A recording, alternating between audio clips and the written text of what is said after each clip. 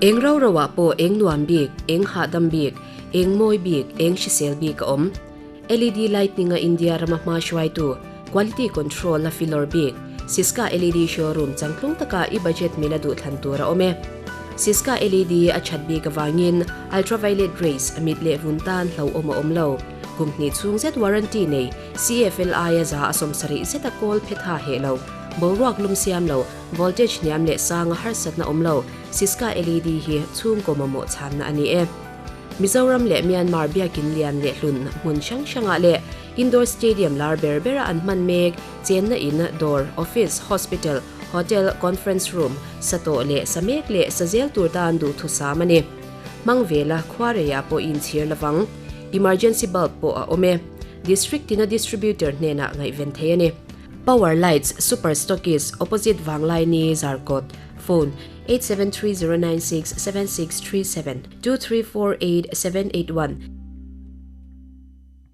Vakiria chuan rabi thar siamin industry lian le changklung khol changkang le company chaberber mangin hengte kan siam ta e t-shirt mimala school le pol sang sang tan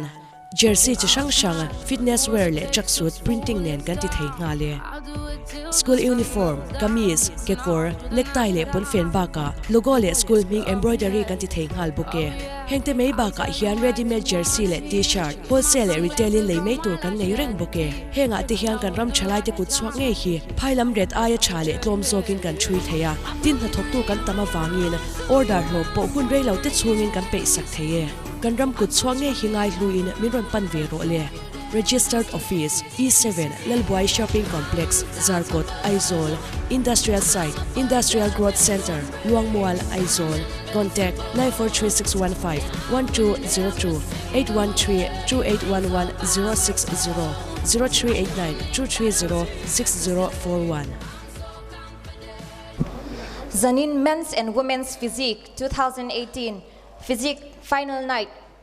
Mipuiron kal zongzong te in zavai in BBFM mingin sibay kabu katseu kay hi vanal mga ikyang te in host kaniya Miss Baniti point min siya ome tuna chuan kanchan tu pu laltlan moya executive member BBFM ilaw so mangu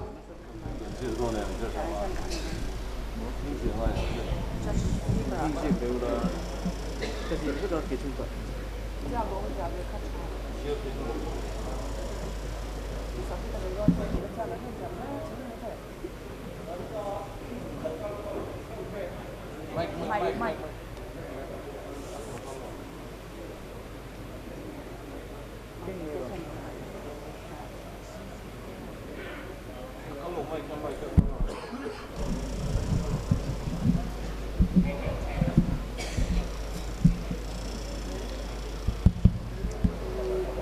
Masain zani da local com song te in sava in chibai kabu ka cheu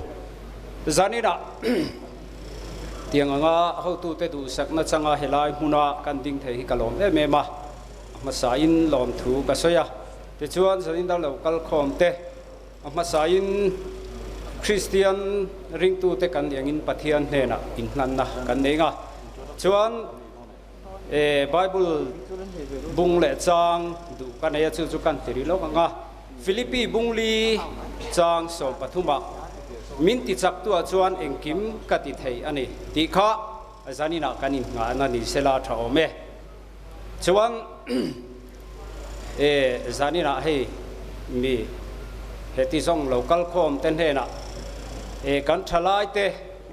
tam tak rui thei thila an kalain tam tak te hetiang lampang fitness ate kala hun kan mang thei te long om le in ka sia a ti chuan zanina hian in ti sekemo kan taksa te fit tura exercise lak te angai thina chuwan chuan zanina bo mi fit tak tak te mel kan hudona heng hian kan nun min kai suai sela tha in ka sia a ti chuan rui thei thila te juk le huama te kan in sum chuan kan taksa te alo fitanga ti chuan hrisel na kan lo nei don ani ti chuan sanina hian mi hrisel tak tak mel te kan hudona ti chuan chu an ni point thei to pa an taksa te soi zoya hrisel na te an nei theina tur le an ma nia ti chuan heng fit tur chuan taimak te angai emema chuwang chuan zanina mi taima tak tak melte mi fit tak tak melte kan hudona chu chuan keima ni apo min siam thatule kan en tonatan zanina hian ni theise ti kha kan seidu ni kan tong tra yange lalpa kan pathian chungnung ber zanina helai muna hey BBFM 10 so kan nei dona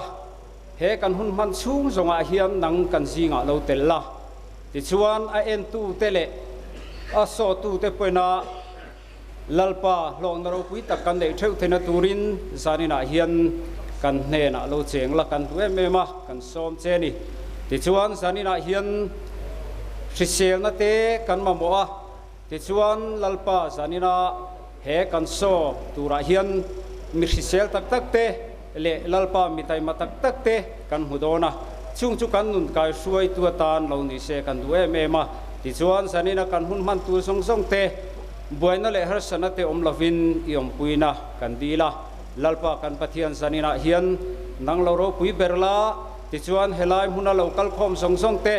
har sana te om lova tluang taka he kan program hi kan man so theina tura minom pui turin lali se krista i ming thial min kan ron dile amen amen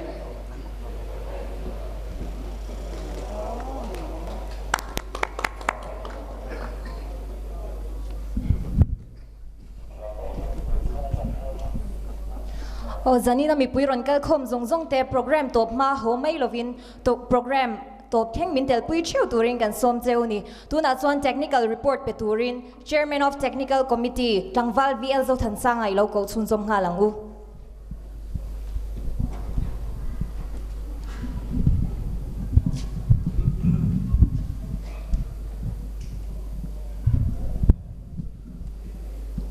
zanina men's and women's physique and tura local zong zong te chi bai ka buk chewa men's and women's physique hi kum dang apo long nei to thin ania kum sang ni le som pali atangin men's physique khanna kan nei mi palam hi sang ni le som paruk atangin men's physique khanna te lo nei to ania amai ro chu kan show te hi Mr. Mizoram te nena ti kop thin ania tung kum hi men's and women's physique show abi ka kan nei voi khanna tur ani he show kan nei thengan hian bodybuilding and fitness association chuan technical committee te dinin ma ala tana gym sang sang ate lekha te sem kolin social media mangten puanzar ania bodybuilding and fitness association of Mizoram hoya hian aizol chunga gym somni pangai in affiliation ti toin district dang lunglei champhai scholarship le serchip ten affiliation an ti to bok ani zanin kan show tan hian co-sponsor kan neya chungte chu Siska LED light anni hi wanglai ni office opposite zarkota oman nia Siska LED light chi sang sang leitur an nei reng boka radical inborn Siska LED light te khanei zanina kan light man turte miron tumsak boka chuanin radical inborn anni hi lower zarkot andor oma t-shirt chi sang sang an zuarin an print thei boka rider accessories kim changte po an leituran nei boka zanina kan just te t-shirt thak tur hi miron tumsak bok ani Vakiria Millennium Center le Lalboy shopping complex ade dor chi sang sang nein thomno dor chi sang sang an neya zanina kan mei chi ate thomno hak tur hi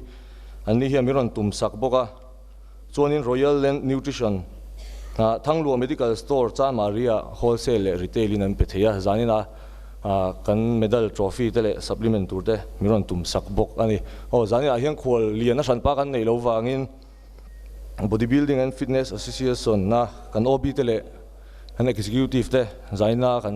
inti siak te min en dik sak tu turte in mel shia tirna kan nei anga ka kawa piang te hi khonga in stage lama milo chua sak sela president Puvi zo than moya khong in kut milo ben sakul la vice president timal som zual hi na thil wangin lung leilama oma zanina aron tel theilawa kan senior vice president Pu RK Rambuat saya kan general secretary Tlangwal Joseph Lanun Moya assistant general secretary Tlangwal Lanun Moya Selsa mong lama oma kan treasurer pu silen mga izara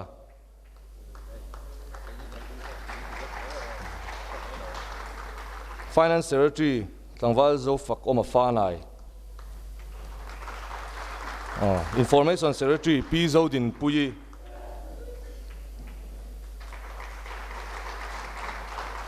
chuan ke hi tlangwal vial zo than sanga joint secretary kan ia kan just stay in mercy tina lo nei le ngalila kan ulal zalian kan advisor mi lo sha thiamula samuel lalzar lo ma khong lo chuak ve le sela mi lo sha thiamula zia kan just stay in mercy tina kan nei le ngala zaina kan chief judge turi pula ram chena ani pu zo muan puya pu Emmanuel H Khoshing pu Winkle lan chunga pu Michael lan mai zara aban lo phar mai se ding to heng te zaina kan judge tu le kan office beer kan OB kan shuai tu te an nia chuanin an hing kalam vek to lo menga kan executive member te rem changa piang stage a hian rol chuak turin kan som duwa khong ai takin rem changa piang lo chua thei chuan backstage om te po backstage om te kha kan khilama khian kan comment TV lama kan commentator turin pu roki om boka ban lo parcel an lo me ti khan kan thut na lama kan kal le to don ni khati zong kha technical report kan pek thei te ani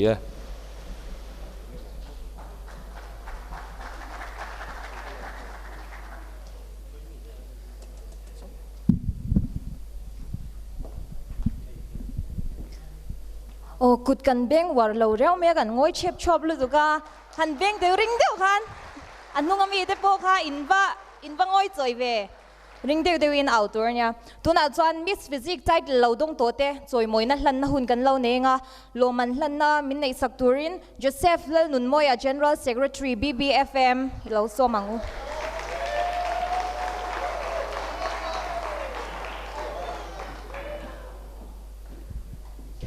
tuna ka ko piang te hilo chuak seng ama sabera chuan Esther Laldu saki Miss Physics 2014 Esther Laldu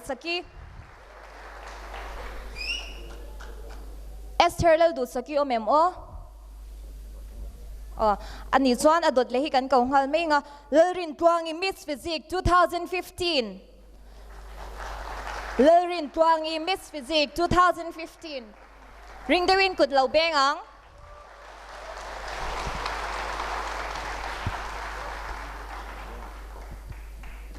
kan lo me Gezir Tuangi Miss Physics 2016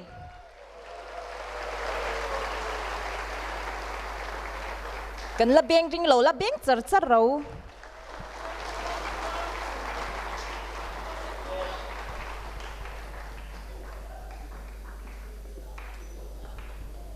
Good lo beng leila Kel zir Tuangi kan lo me Put yourself at sunga lom thu kan se tuna chuanin break toite kan lo nenga mi puite lo la thu cheu turin kan som cheu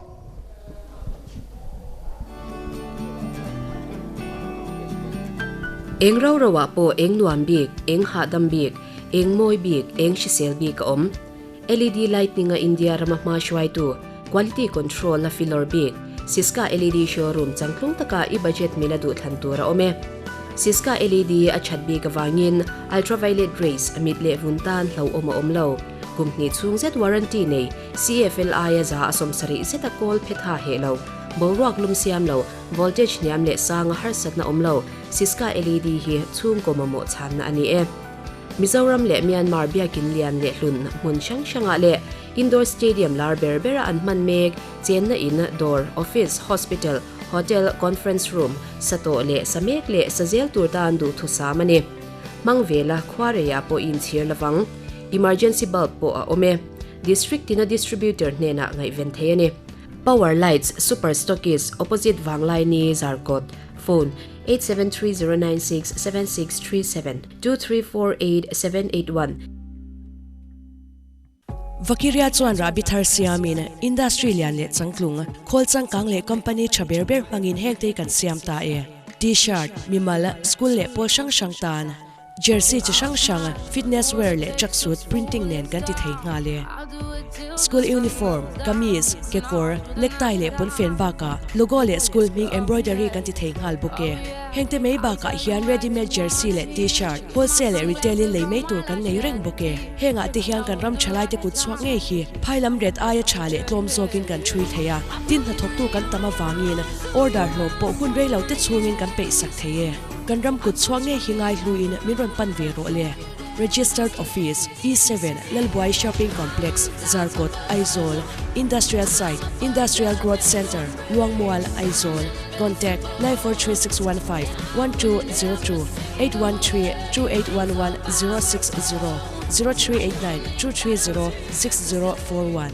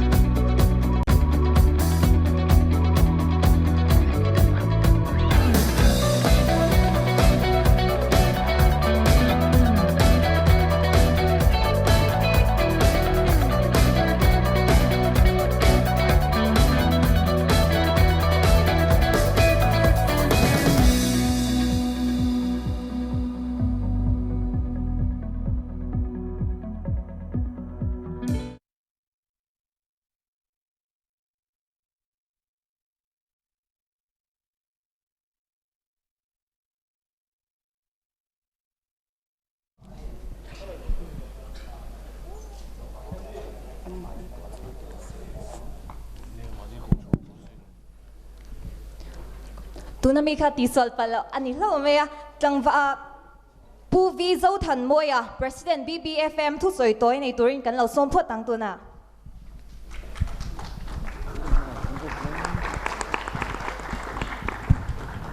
anh cổ xuống của mà là chưa phân định của gì rồi cô công an tin là cầu thang các hàng phải lên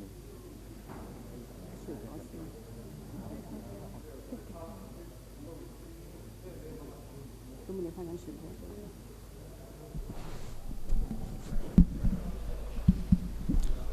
players te kha han ko zet chuwa ma se in lo in ring mai do ni o chuan chu bi main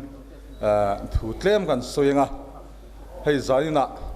mi thanem tak bodybuilding and fitness program te ti hlotling tura in lo kala wangin BBFM hingin lom thu ka soya chuan in hei kan pol hian malak na sang sang kan han ya hian ma kan sonin kan hlotling chho zela chuan in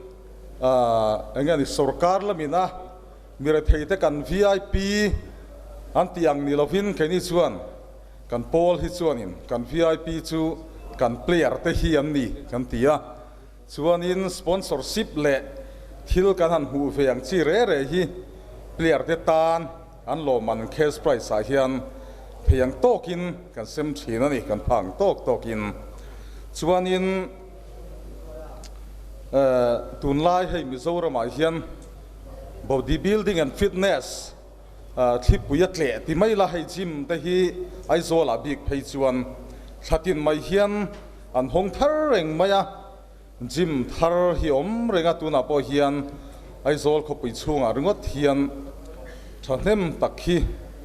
kan nei ta ni tunma chuan gym kha tlem te om thina tuna ro chuan i khoi venga po mai hian nai taka gym pana tur hi om deuh vek towa i bodybuilding and fitness movement hian min chian he hleng ka sia kalom em mani chuan in women physique big hi sang hi som pali kei ka tel ve ma chi hemi swai tu kan ni ve ma chi kuma ano tan khania chuan in men's physique big hi sang hi som parukhan kan tana chuan in kan lati chhongar ngara ni kum khan women physique big hi engemaw wangin ro kholna wangin kan han ki talwa chuan hei tumina kan han tran leya chuan hei player tha tak tak te ron nom chho zela alom khop mai chuan kan soi du chu women physics big khi game an tran tir khan enge ni a voi khap na ni boka huang khan zawa I enge ni pian thale nal po ngai to vak lo khan tel thei kha ai som ta rui khan ya ta khan klevin tun theng hianin enge ni I mai che ho lama he tianga pian nal tak te po tli ma han tir se da de te kha ma poi ka ti khop ma ya he game zaom tak game chang kang tak ani ti kha se thari la ka duwa chuan India ma hian choi sang em ma chu mai ni lo in foreign na po kal theina chan sa tak te oma women physics hi angai san oma achang kang ani he tianga tel thei tur hian in sum chi kim le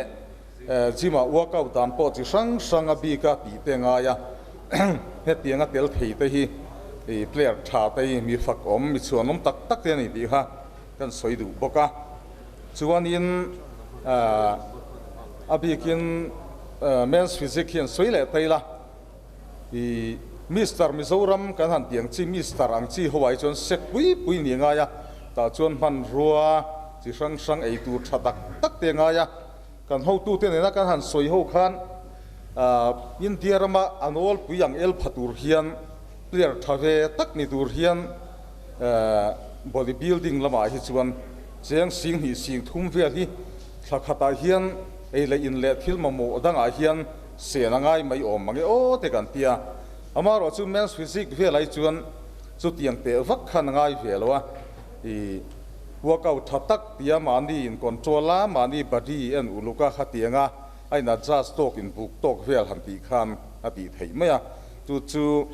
hai kan pol po hianin hetiang lampanga hian ril ru pek na sa deu kan tuma adik takin frang tein han soila ami star lamai chuan kan player mi ho sa player ho hi an la ron lang tam lowa tlema sum nei ve deuh hlek khi ngai ni ti top meang hei kan competitive kan el pui ho state dang teu chu company lian tak ten sponsor ti khan an du supplement tele ei le in te han nei thei thina khan in thil tam taka puta workout ringot thi chuan 50% ba khi ti hlei thei lo chuan a bak ngai kha ei le in te thil dang khan in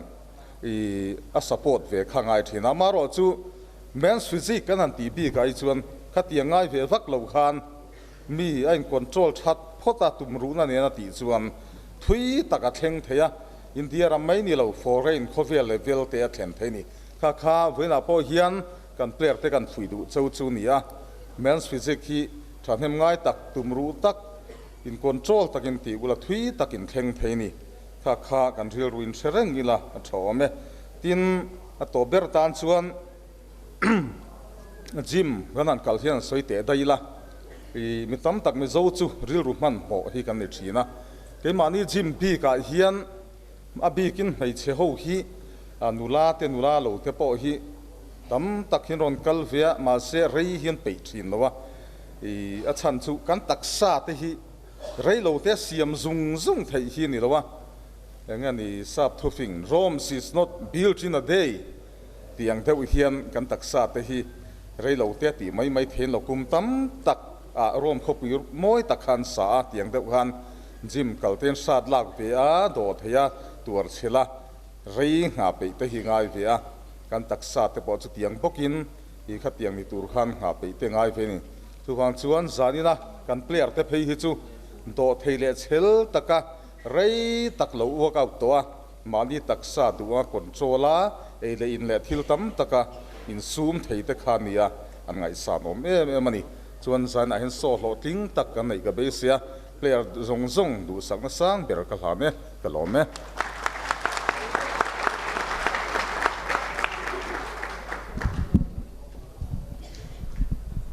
puvi zo than moi chunga kan lome tuna chuan in ti siak na kan lo chan tak tonga hi thuma chena nia ka ko piang te hi lo chuak se trunk number 1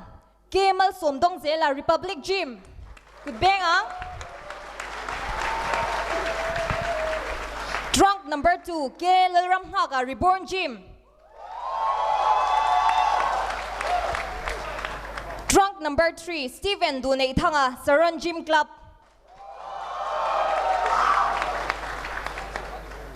tuna chuan pi zo din pui kuta kan lo hun kan lo hlan to.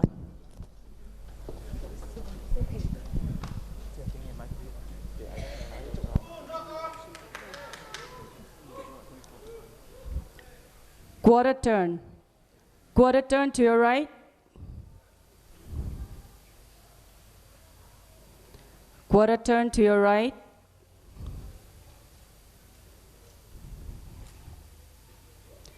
Quarter turn to your right.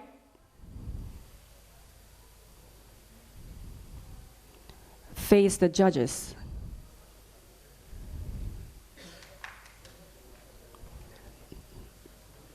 Thank you. Kailaram haka Ribbon Gym le Stephen Dunay thanga Saranjin 10 niya. Emite patum hit na hianin hit number 1 niya rank is lo ni. Optional posing. Trunk number 1. Ke na Sondong Zela Republic Gym.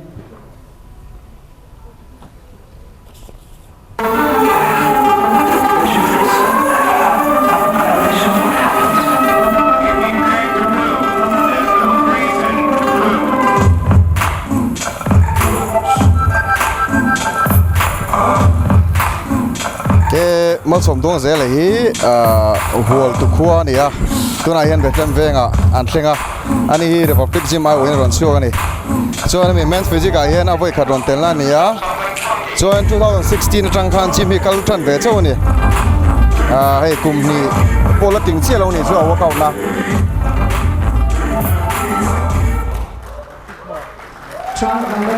Trunk number 2 hi Kailaram ha kan ni ya tui kol an ya.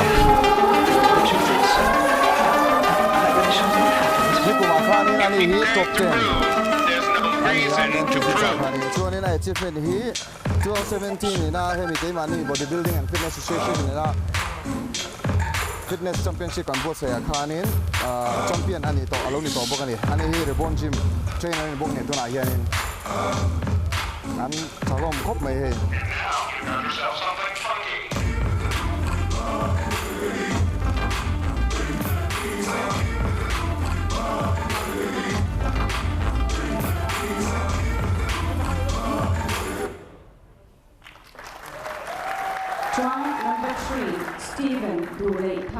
Trunk number 3 Stephen Dunay thanga ni ani hi dor pui veng ani a chona gym hi Sorong Ven Gym ai oin ron chuak ani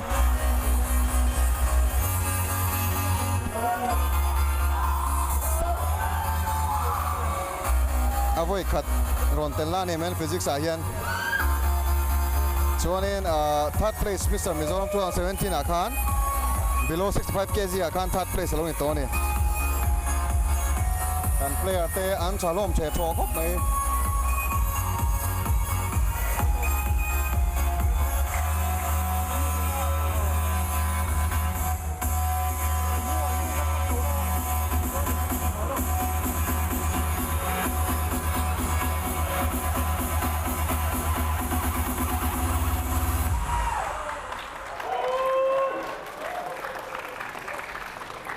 Kan lo le. Tikhanin hit number 1 na chu kan zauta Kan hunom take care em. Tuna chuan next hit. Trunk number 4 rem lal lung tioya LDBFA. tian hit number 2 na Trunk number 4. me pathum bok ron ti siak lenga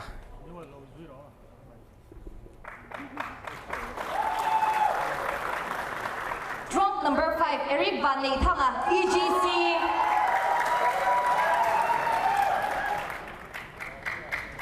Trunk number 6 David Zongming thanga MSSC Gym.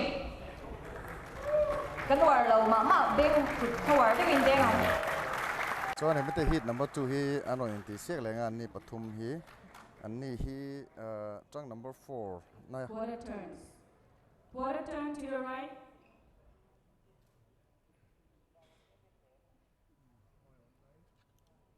Quarter turn to your right.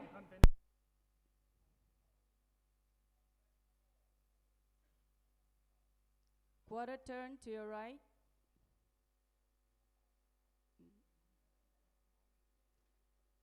Face the judges.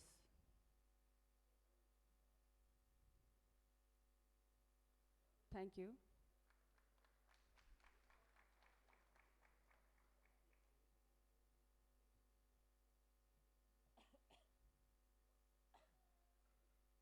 Optional posing. Trunk number 5. Eric Van Ney Thanga, EGC.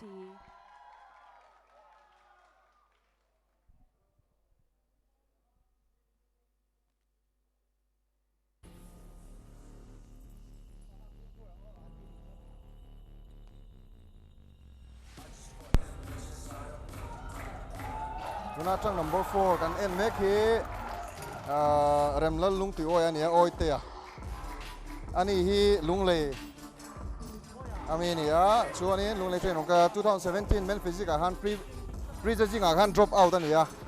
mase hi kumina chon ron cha chau viwa ani hi venglai gym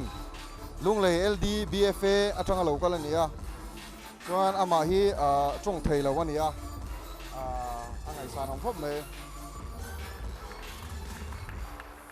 Trunk number 4. Remlal Lung Ti Oya, LDBFA. Ro. Tuna kha kan pong sual tlat me kan ko sual ni kha. Hey zok ni remlal lung tu oya chu oi te zok chu. Ma mi kha an lo pong sual tlat me.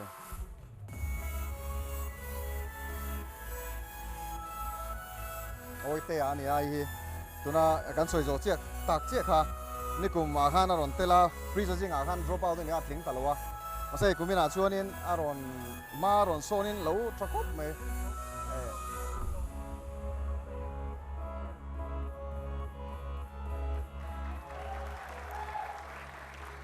Trunk number 6. David Zoming Thanga, MSSC Gym.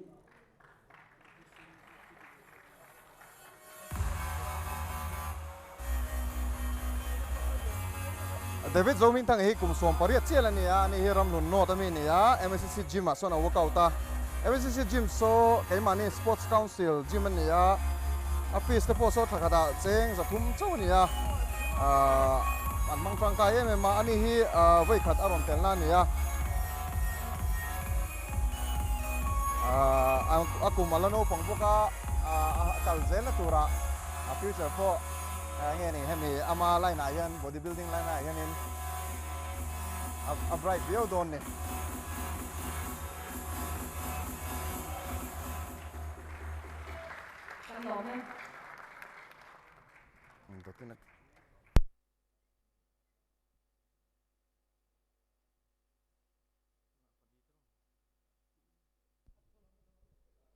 Moving on to the next heat, trunk number 7, Van Lalhana Saron Gym Club. Trunk number 8, Michael Van Lalshwaya Ocean Gym. Heat number 3 a chuan mi pali no Trunk ti sen number don 9, tang Henry Lalshwaya Zela Faith Fitness Gym. Trunk number 10, Lalshwaya Tuanga Slick Gym.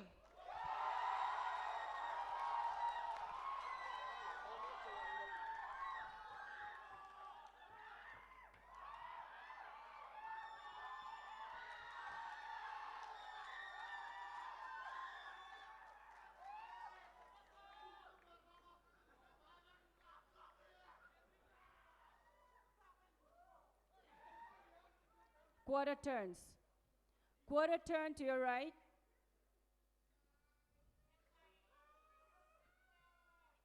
Quarter turn to your right.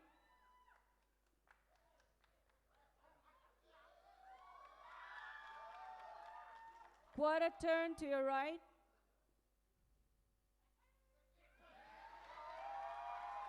Face the judges. an thalom the tho boka thom po thakop mai Thank you.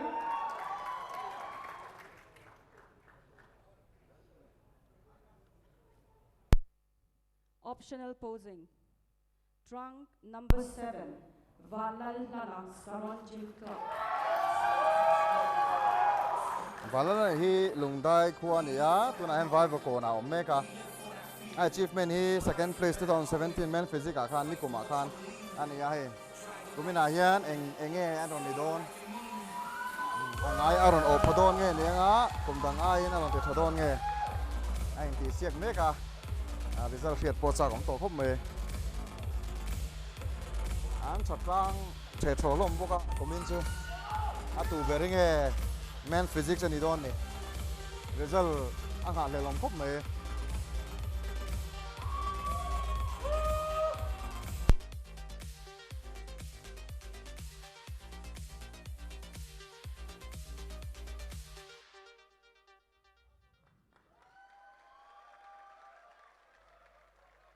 Trunk number 8, Michael Van der Schroyer, Ocean Gym. Trunk number 8 Michael Van der Schroyer hi tlang nuam veng ani ya ai hi avoi khat ron tel na ni ani hi Ocean Gym workout mek ani ya chuanin ani hi 2016 atangin gym hit kalchan ve chau ni kum ni pola workout ting lawa nge ni kum ni workout ting lawa chuanin a thok mai an workout chun zom zel ani chuan asa chu a bon chho vio don ani ani hi Ocean Gym hi din Trunk number 9, Henry Leschweizela, Fame Fitness Gym. ani hi ramthar Henry Van der Schweizela hi ramthar veng ani ya ani po hi voi khat ron tel na ni ya mi hianin Fat Fitness Gym ai oin ron chuak ani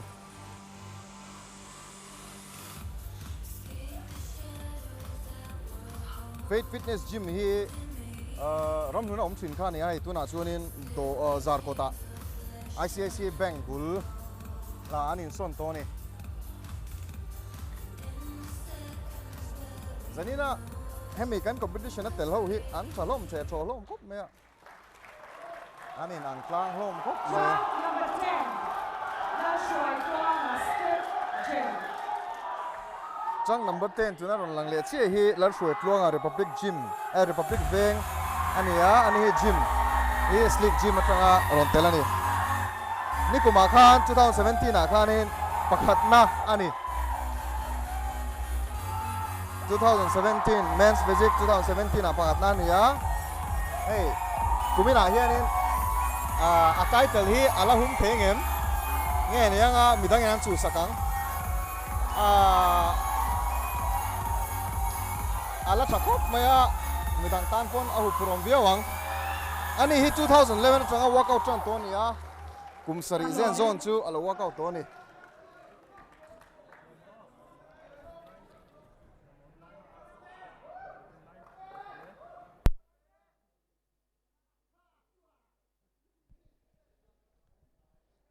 Meet avan play em. Tuna chuan break toite kan nei anga judge 10 point an teli chungin. Mi patot 6 commercial break toite kan nei anga kanon le levat do ni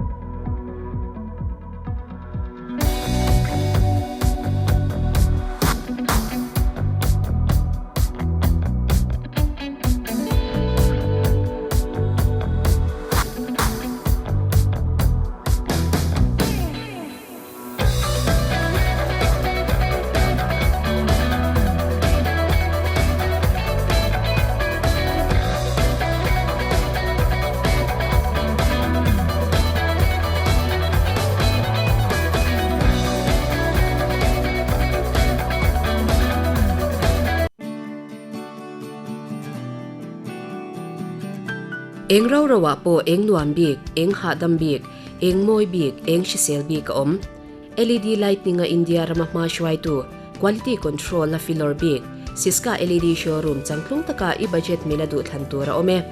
Siska LED achat bik awangin, ultraviolet rays amit le vuntan hlaw oma omlo. Kumpni chung zet warranty nei, CFLI za asom sari zeta kol petha helo. Bolruak lum siam lo, voltage niam le sang harsat na omlo, Siska LED hi chung ko mamo chan na ani e. Mizoram le Myanmar biakin lian le hlun mun shang shanga le indoor stadium lar berbera an man meg chen na in door office hospital hotel conference room sato le samek le sazel tur dan du thu samani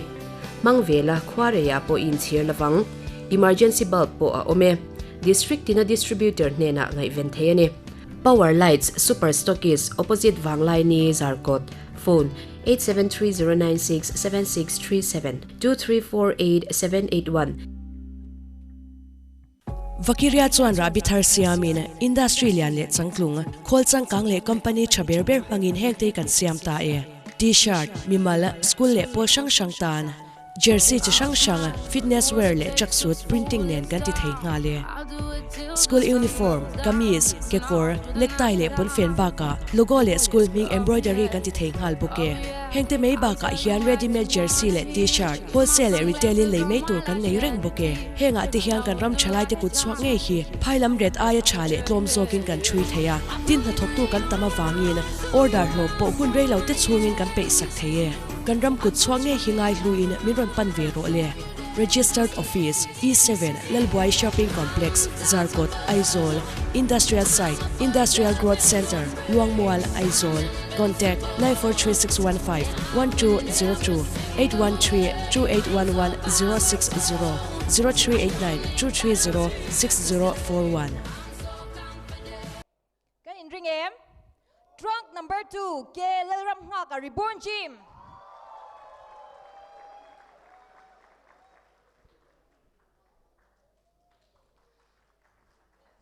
Trunk number 5, Eric Van Neithanga, EGC.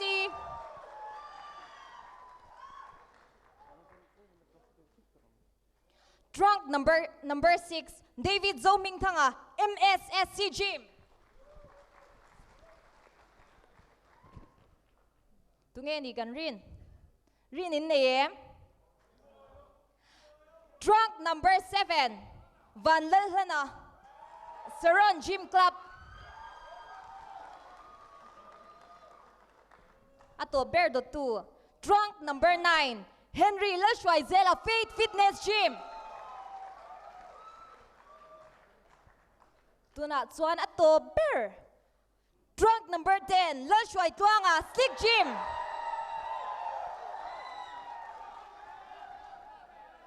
Announcer, pisodin puikuta hunkan lohlan.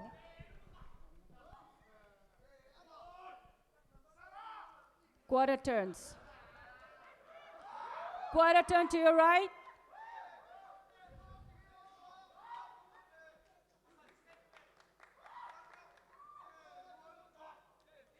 Quarter turn to your right. Again in top 3 kan thang so le don ani ya. Tu nge ni nga to hi ala shet lawa. An chalom ro pui mei box ya an ma ne. Quarter turn to your right.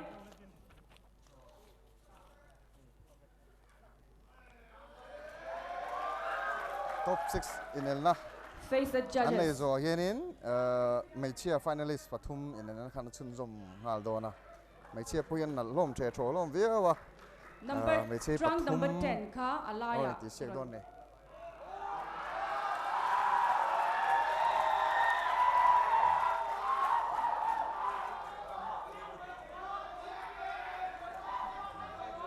Five le 2 ka in nai deu ro utle min.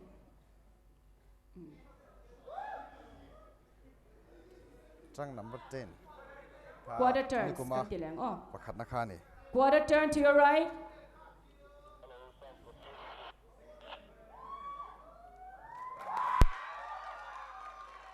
Quarter turn to your right.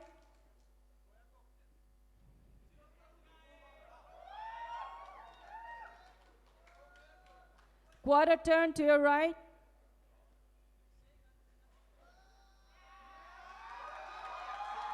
Face the judges. Trunk number 6 ka. Heta asir berahan. No digle rolle.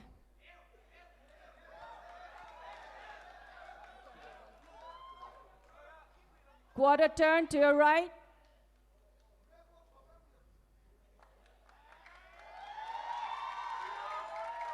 Quarter turn to your right.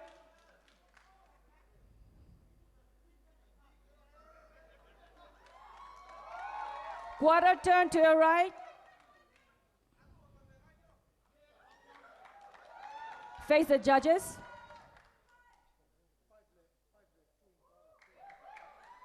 Five led 2 in Kara Khan. trunk number 10 ka trunk number 5 le number 2 in kara khan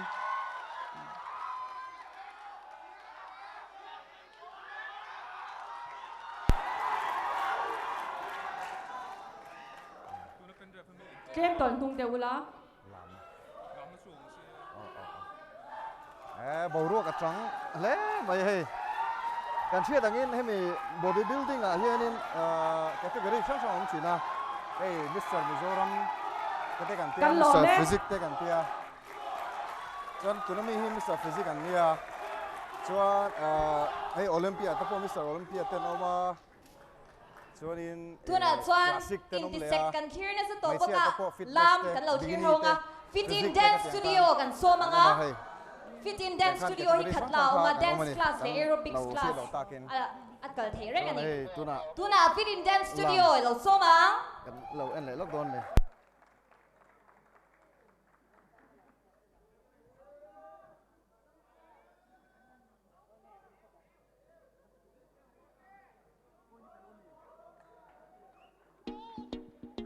Baby, yeah.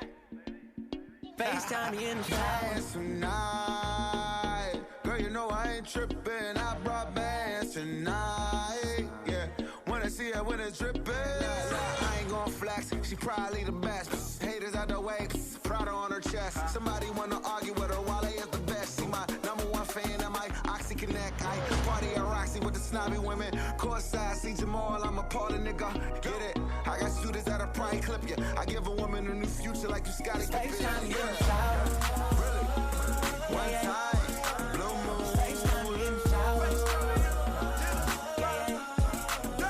FaceTime me in the shower. Give me the way, give me the way. Give me the way, give me the way. FaceTime me in the shower. Give me the way, give me the way. Give me the way. FaceTime me in the shower.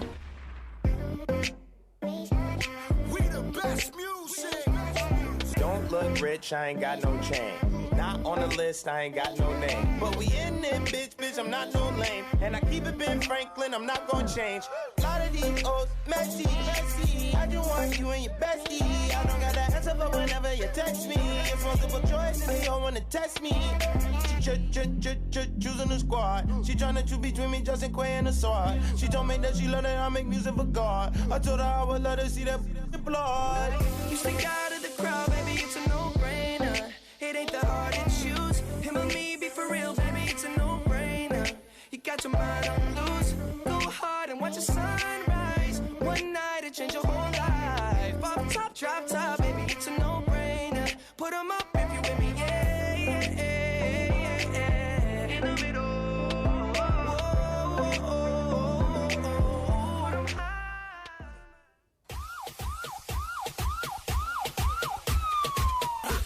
Y la cosa suena Scooby-Doo, pa, pa. Scooby-Doo, pa, pa.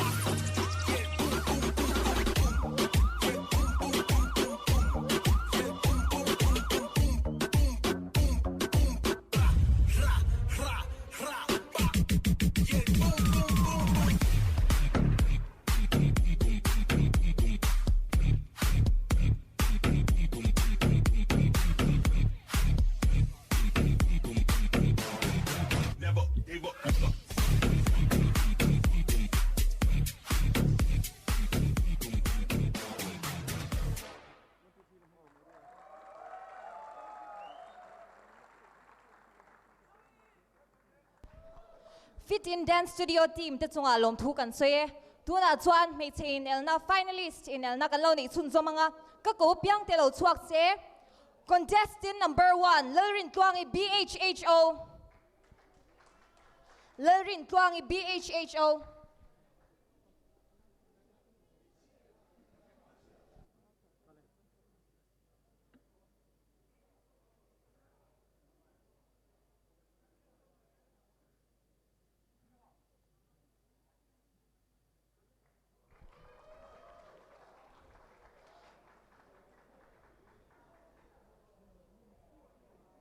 Contestant number 2, Mimi B. Lelsan Himi Faith Fitness Gym.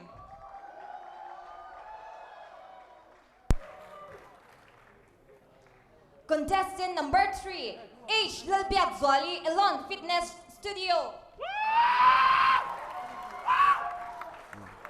tuna Announcer buta kan lo moi ma tak ni to nga. aron ha khi vakira hawina an thui sakania an ni chunga kan lo ni Quarter turns.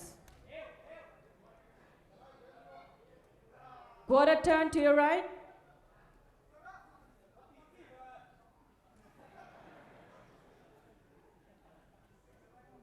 Quarter turn to your right.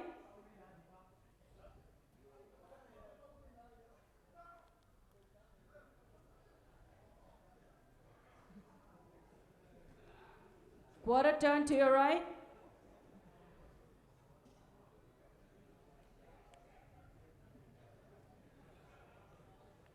Face the judges. Finalists anning hala pathum kumina hian pathum chia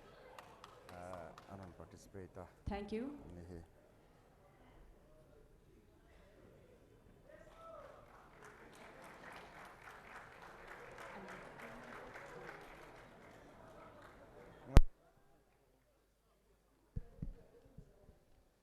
Kan contestant ka stage ha milo din sakle sing.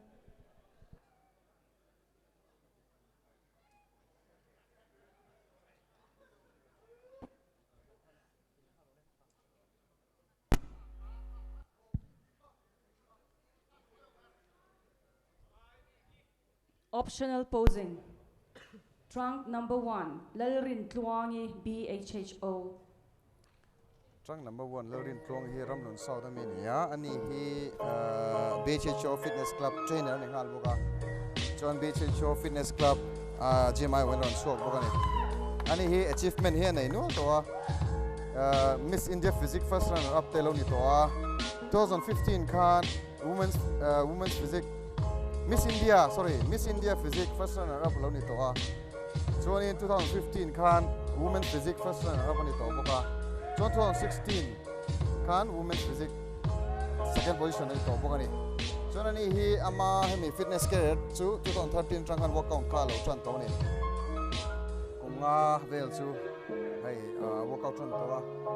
tin enge ni an ngai salom pantia tiani in maintaining chatakin a professional mangmai baka an taksate chotaka en kol en hunan mga kan player ten ngai son me Trunk number 2, Mimi Bidal Chan Himi Faith Fitness Gym. Mimi lal chan himi hi ramlun south den sanga ron tel ania ani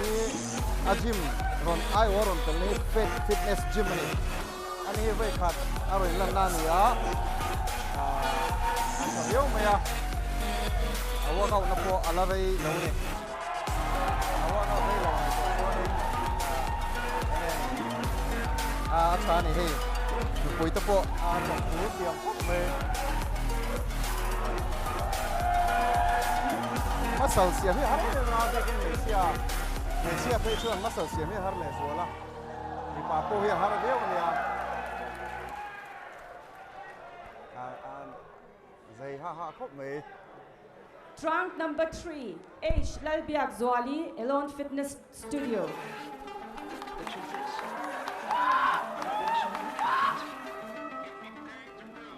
H Lalbiak Zwali hi chaltlang Elon Fitness Studio atanga ron tel nia ti chuanin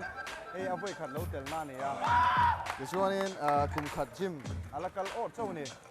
awa ko lo ngai to chuanin ata phok maya an zel do an lo so china khanin chang number 2 mi mi chani ka ai chip ka kai lo so na third place fitness championship ni kum gan nei na khanin third place lo ni renga chuan in 60 kg powerlifting championship May 2017 khan lo ni to bokani 2017 March atang khanin gym kha kaltan ve chawni an gym kal hi alare lo hlom viu maya kumnga te hankal ta se Mi pa top 3 in el nakalaw ni sum so mga tuna ka ko piang te lo chuak le se Trunk number 2 Gelaram nga ka Reborn Gym.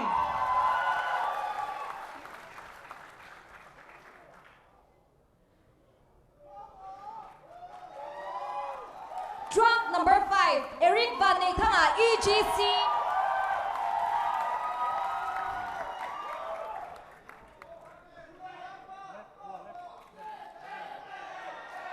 Bầu ruột trắng thế vậy nghe đi gần rí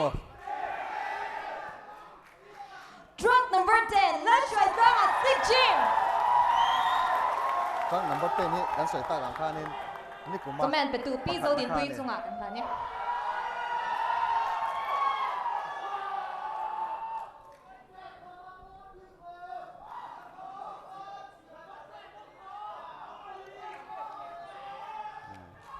Quarter turns. Quarter turn to your right.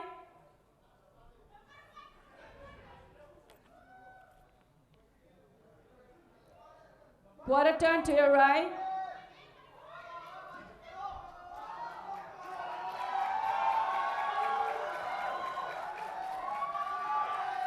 Quarter turn to your right.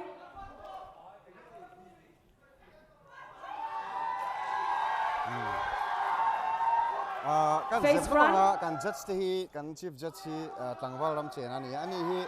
Mr. Mizoram le Mr. Megaya to polo Trunk number 10 Alaya Grand Hotel la hian manager in la meka na chuan Michael hi kan judge dang le hi Michael la personal trainer Quarter turn to your right. trainer certified Mr. Paul and Faith so Faith supplement le Faith gym so Quarter turn to your right. John Winkle hi personal trainer certified ani bokani po hi trainer chek Mr. Paul and Trinity supplement so Lois Quarter turn to your right. so ni tin free Lancer personal trainer ni bokani tin Emmanuel Face the judges. ani hi Gurgaon trangin akere hi in trana kumriat lai mai omnu ai Mizoram chuak chowa tuna hian BHHO a hian in manager ni mai ba ka head trainer oma tin nung lam kan hoyanga zomon pui hi back post ani in du tu kulikon jin tin chuak tu jin ni ani then tuna hian in privatized to Ocean Gym nei tu so nia trainer le nei tu phalam lawa dang ba ni phalam kha zanina kan judge te an nia kan judge te ho po hi kere nei thatak tak ve kan ni an pathuma hian tu tak niang mo ngan ngai thak tak ang khanin trang number 2 hi ni kuma khan top 10 ania tin trang number 10 hi ni kuma pakhat na khan nia chuan trang number 5 hi fitness pakhat lo ni to ta khan ni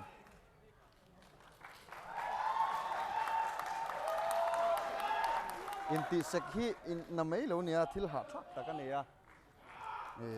se langa ya ele inti thatanga exercise rui lawa in sum te nga ya mut thatte nga ya rina in thil hau tak tak mai ania chu hei tuna optional posing kan inti engeni kan trunk number 2 kelal ram ka acha reborn gem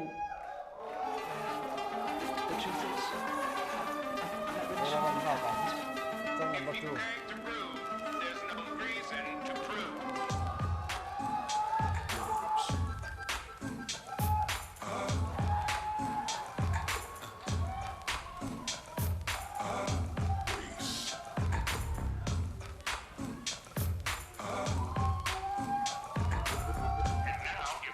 something funky.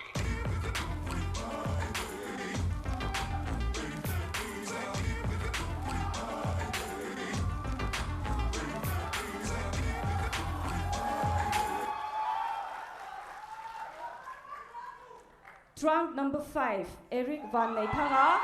EGC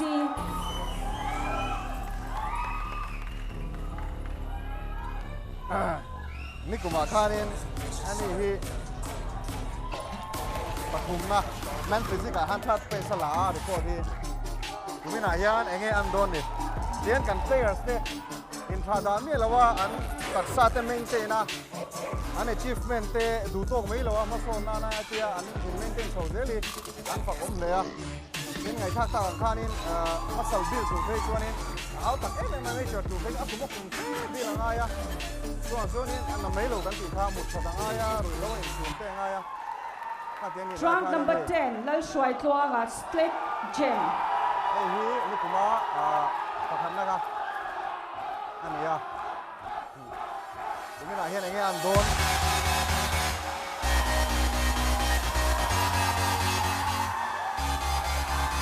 split gem hi an soyom thariu maya pen san na boka ni na hian an pa hong chin ani kan ngai tha ta kan kum tanga point soyom ta thei to ba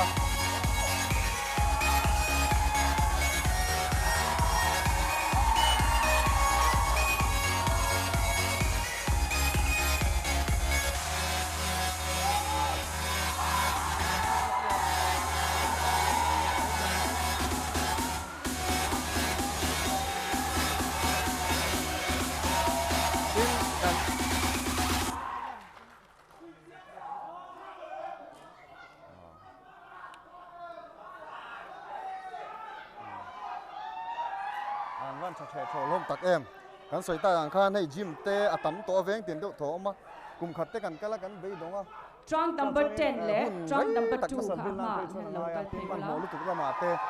nge ne dam doi chalo te mangin ka tiang taksa tur khopa ang chi pum tan chalo te kal tan chalo te ka ting to phonom chin ni chuwang suen patient ne nga ya quarter turns an soi dan pe chuan in hun rei quarter turn to your nge ne right body build to enga kum fe kum som chuang kum som quarter panga turn to chuang your right enga ne hemi body building line na kal to te chuan zai dam tlang twen te asan chu patient ne ngai tu pani alien ti thotanga ya mu thotanga ya quarter turn to your right taka again ni patient taka khatianga kalchho khangai ni face the judges tuna again ni gym te tamta hemi fitness ko ngarun lu thar tam tak ten oma kha kan thiet kha poimo em ni kum hi khat thani khat leka masal hi bil theilawa back double bicep kha ngai ni ti kha kan thiet kan ngai show look te u in ta ni khan tuna kan player te hi kan huangin rui thei thil a filim meizil kuwa zu em ma tulo ka ten ten ni wa so tiang taksa nei tur chuanin khatinga anin su Thank you. alien hi poimo em em ni kan lo me trunk number 5 trunk number 2 local ma le ro le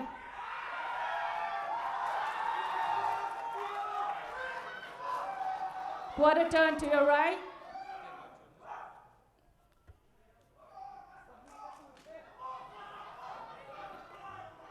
quarter turn to your right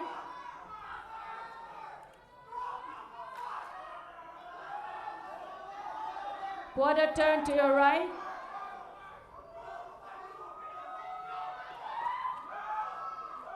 face the judges zenina kan en hani men's physics a hianin again ni kan hretawanga sap back double bicep boka bodybuilder a chuanin again ni men physics model Jeff kan chianga ani hi 1994 khana pianga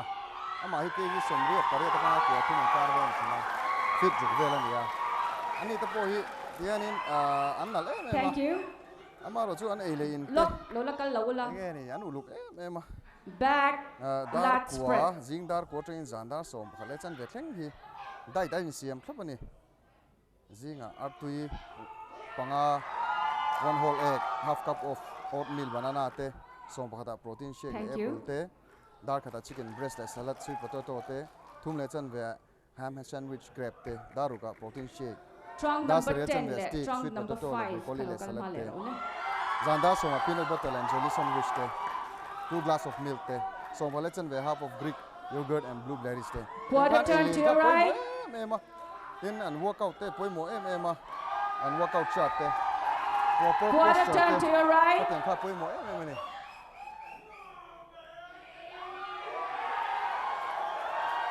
quarter turn to your right face the judges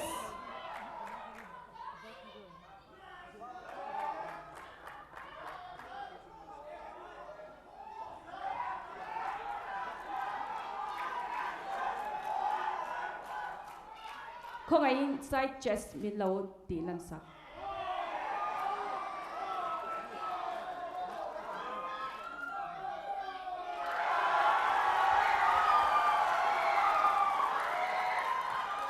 thank you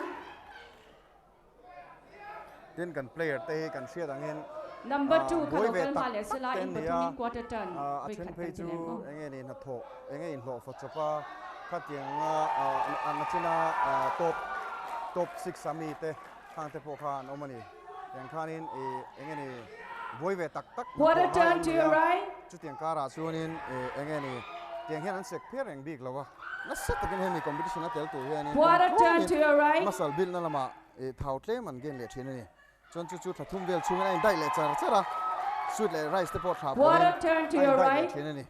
tiang chuanin competition hi an ma chon thina ma nge ni fat slam ten and gain chara he tuna kan hu te po face the judges competition mai dona enge ni ain an dai test strict takin en colin tiang khan kan lo me an tel le thina ni yani kan ngai dana chuan kha tiang an sek to sa chan sek reng tur kan nga ya masalo ni big lo ni ti kha kan lo ser don ne ya van mun nom rap thak em ti ro tuna chuan break toite kan lo ne nga kan judge te result ani pe pe la yan na kan aloman semina sun zoma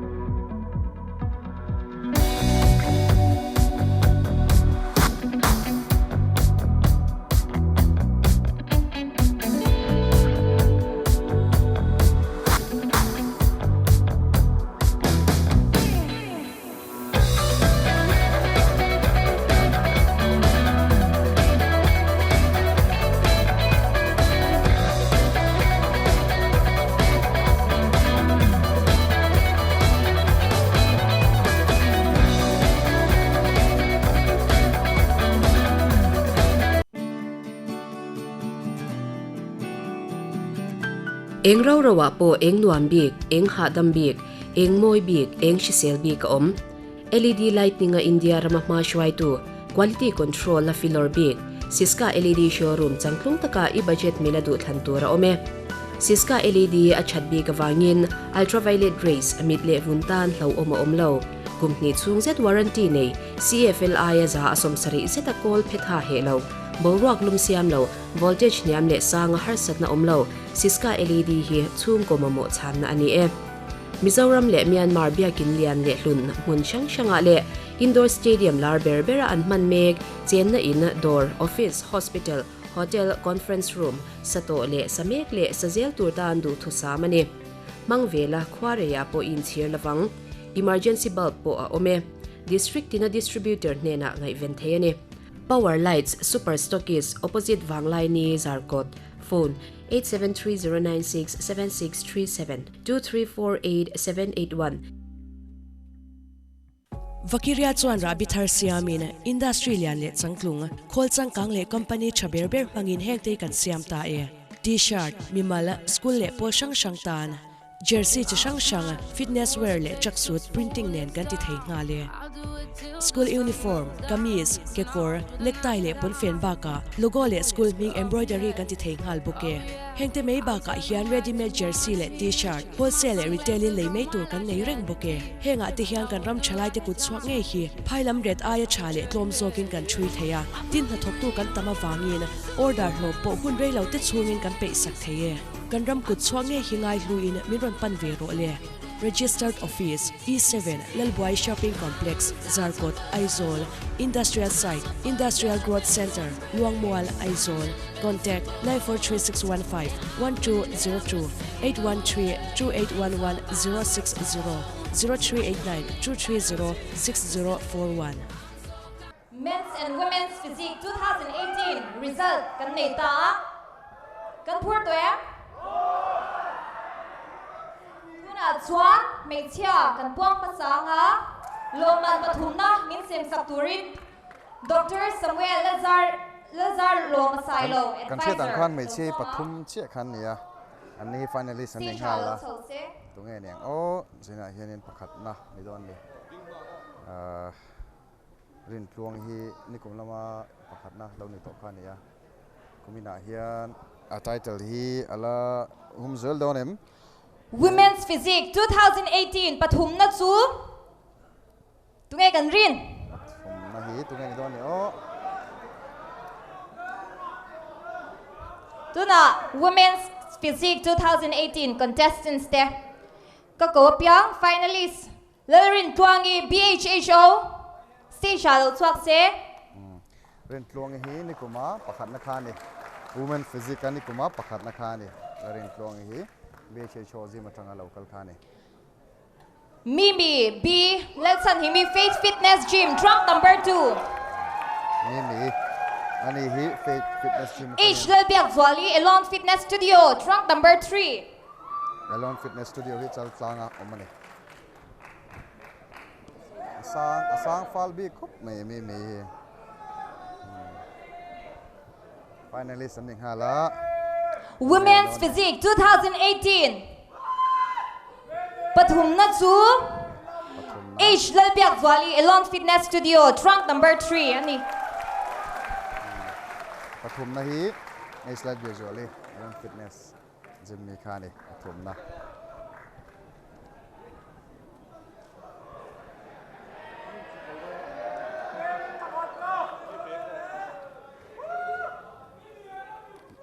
apui hianin ala atai chal hi la hum thengem o kan ti ni Dr. Samuel Lazar Lomasailo chunga kan lome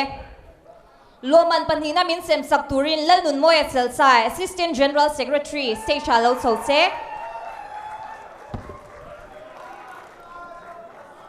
even bo chei tur hianin kan choi tu ten Women's Physique 2018 panhina dong tu chu Mimi Bilal San Himi Faith Fitness Gym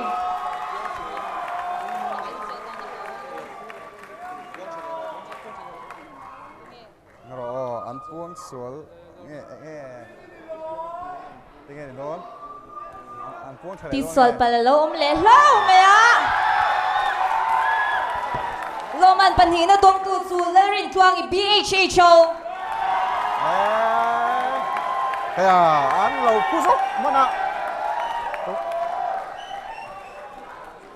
Lerin chuang hi pakhat na ni kumi khan ya kumi na sai panhina ni ya. Pathum na hi.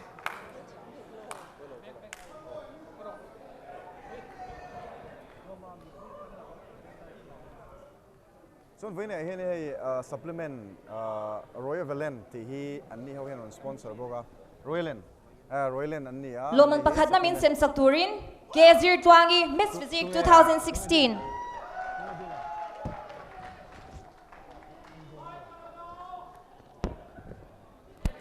Valal Naka. Women's Physique 2018 Loman pakhat na dong tu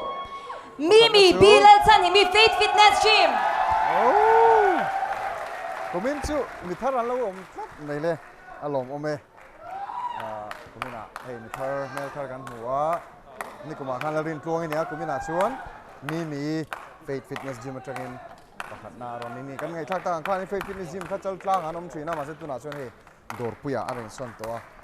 ICICI Bank Bull William Mobile Clinic opposite moya che khanin anin son to Kan lo me Kud atop nan ku dilaw beng leng u kan lo me tuna chuan mi pa Men's Physique 2018 kan puang sun som leng hal nga pa ho po hi an thathe tho lom via wa rin thia mahara kana mai sia po Loman pathum na min sem sakturin Mr. Mizoram 2017 Aldrin Lal Chazwala si chalo chose ani chat lo mai sia khani mi khan aron ni chat maya jil kan thak ta khanin an career khan gym kan la khala rei lo lom via maya mai cheu kha kum ni lek lek te khatiang khan nia khatian ni lai khanin rina in an chat nge an physique an lom man via maya contestant zong song te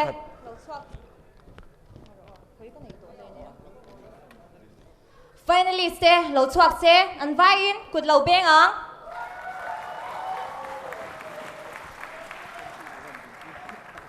Trang number 2 le number 5 le number 10 te khan ni a grand finalist top 3 ta kha han chalom che thorio maya Trang number 10 ini kuma Men's Physique 2018 na khani pathum na chu Kelaram nga ka Reborn Gym Kelaram nga ka Reborn Gym ha pathum na ani am nga ka hi fitness ata po khanin title lo to ni fit em ni ain fit boka sek boka fit box sek boki jo harania so jonin tianga an pathi ni maintain the hi an mai lo takani soi tong khanin rui thei thila in sum te mut that te hun von dik te khating ta pe mo em ni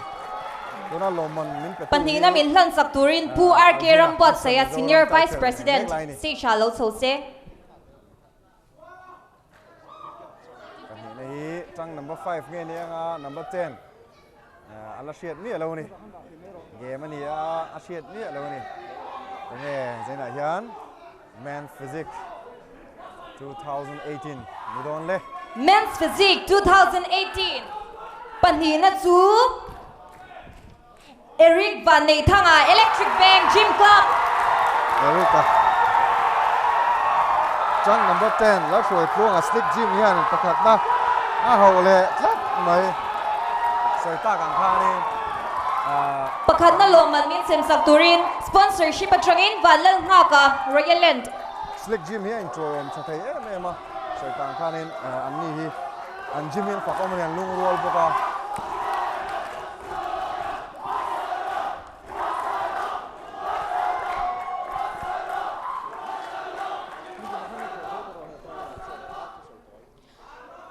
kanin rie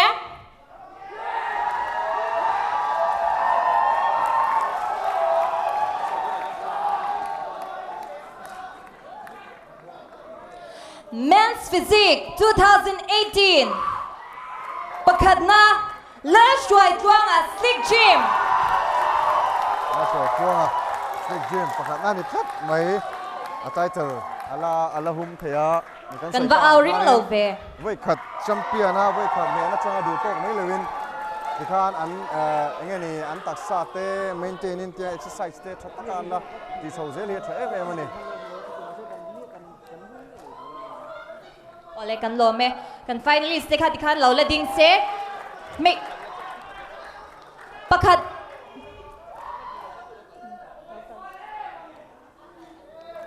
soi tong khan masal bil hi ti na mai ani lo he game hi how tak em boka women's supplement physique man te tawa gym dress em ngai lo ma ro soi tong khan in women's physique champion khalo swak bok se ele ni how Stage em ani an soi tong in 70 mi bilal chan hi mi chauka changin ni chair du pon sek du pon like in cut du pon hi chu ele in hi 70% ani chung tiang ani wang chuan in ange zena po hianin he game a hianin ange ni mi puite ne kan ngen du chu loman po he ai tra he ai puizo ka ti kan tum chena na se sponsorship ri duangin kan hu rei thei thin lawa he game hi promote veu wi kan du china ma ro chei zena thu soi du an nei ang te soi turin tuna kan som don ni tunge kan som ma sakang ladies first te ngawin min sponsora an ni chunga hen kan lom matin hemi keima ni fun tam jok chu Mizoram State soi ma sakti ro tia ma se ladies first kan tilak lo kan soi tir thawa banner kan huang khian an ni neng kim min fun saka sport Mizoram State Sports Council ama sapera chuan hetiang din hun ka din thena chan hi pathian wang chaw ania chuan pathian lom thu ka soi boka chuan in pathina chuan engki ma min choyom tu kan gym nei tu pa umai ka chunga hian lom thu ka soi du boka kan trainer uso mi le uswang te hian engki ma mi support che ma kalom boka chuan zanina min chan tu lo ka zong te le cái chuyện thế đâu cái giống chúng ta lồng thu cái sợi vết bốc cái lồng me cái lồng me lâu là đinh xe à chọc chế bên này lồng luôn đó à lồng ông bốc cái này đó Xuân tu na cái men's physique 2018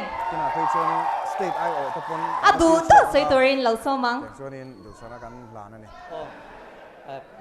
thì sự sẽ là mình phải bắt hiện nhìn thấy mình soi thấy cái lỗ em mà chuan à tụi ta chuan cái gym này tu thế các kalna slick gym min chan puya in ei zong zong in phalang tok tok min pese ka loma chon ke kor hai min sponsor tu fresh coffee and tea ne la lom thu ka sei boka cho ka chung te le ka thian te ka gym mate te miron troyom pui miron troyom wangin ka lom le ni ring te win kut atop nan lo ben sak le chewang u kan lo me kanin ti siak na chu kan lo zo tareng maya ngai ni ole zanina men's and women's physique 2018 min choi oma mi puiron kal zong zong te in zavain in chunga lom thu kan soya in zavain mang cha vek kule kan lo me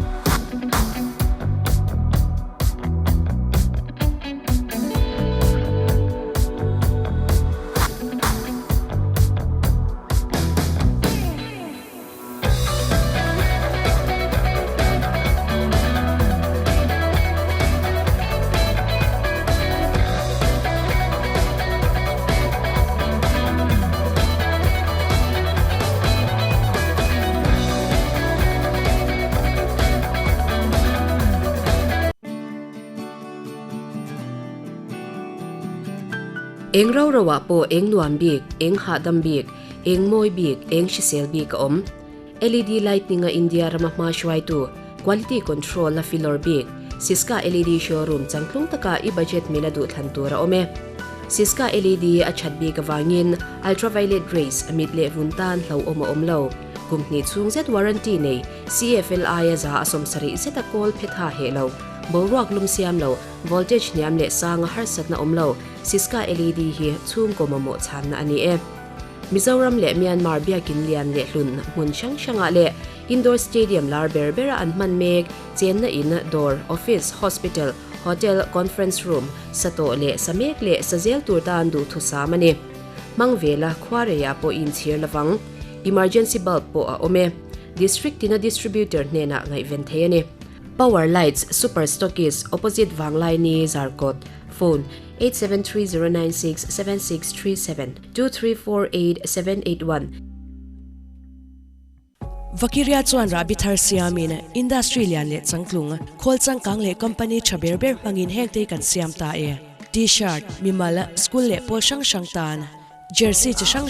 fitness wear le tracksuit printing nen kan ti thei nga le